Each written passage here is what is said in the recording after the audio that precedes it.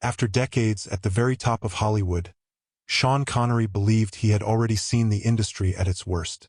He was wrong. In 2003, one final film became the breaking point that ended his acting career forever. It wasn't about money, fame, or awards. It was about dignity. A public insult from a director, a studio that dismissed his concerns, and a final cut that stripped away everything he believed in, pushed him past his limit. What happened in that editing room left him so disillusioned that he walked away from acting for good. Sean Connery was born on August 25, 1930, at the Royal Maternity Hospital in Edinburgh. His early life was defined by hardship. He grew up in a tiny cold-water flat on Fountain Bridge, a place with no hot water, shared outdoor toilets, and barely enough space for a family. His parents, Joseph and Effie, worked relentlessly just to survive. Money was so scarce that his first bed was a drawer pulled from a dresser. He shared a kitchen bed with his younger brother years later, and there were times the family depended on charity to eat. Despite this, Connery later said he didn't realize how poor they were because everyone around them lived the same way. By the age of 9, he was already working. He delivered milk through freezing Edinburgh mornings, learning every customer's preferences because accuracy meant better tips.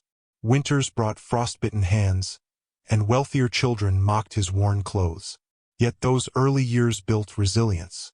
Decades later, he amazed a taxi driver by naming every street they passed, explaining simply that he once delivered milk there.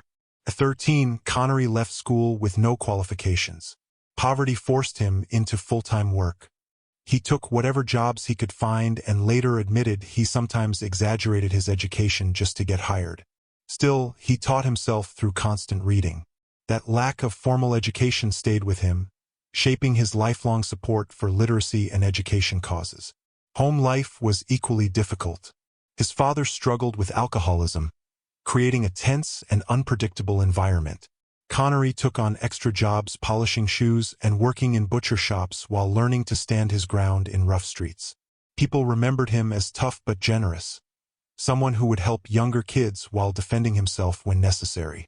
At 16, he left home and joined the Royal Navy, training at Portsmouth and serving aboard HMS Formidable. His service ended early when he was medically discharged due to duodenal ulcers, a condition common in his family. Returning to Edinburgh in 1949, he drifted between labor jobs, from construction to truck driving.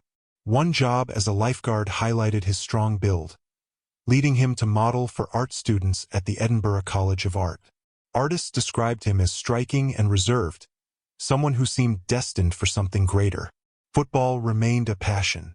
He played semi-professionally and even earned a trial with a major club, but he turned it down, believing acting was his true path.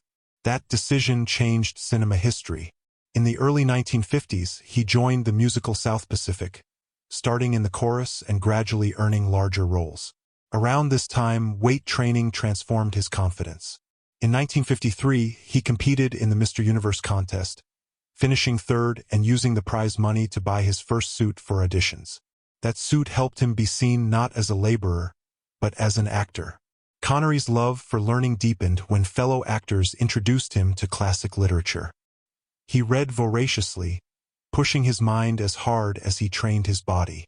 His first film role came in 1957, followed by tougher roles that reflected his working-class roots. A turning point came when the BBC cast him in a live television drama at the last minute. The performance proved he could carry a lead role. By the late 1950s, television and film opportunities increased. Audiences saw new sides of him, including charm and vulnerability. In 1961, producers searching for a new James Bond noticed his confidence and presence immediately. His walk alone convinced them.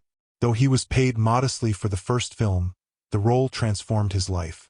Dr. No premiered in 1962 and became a global success.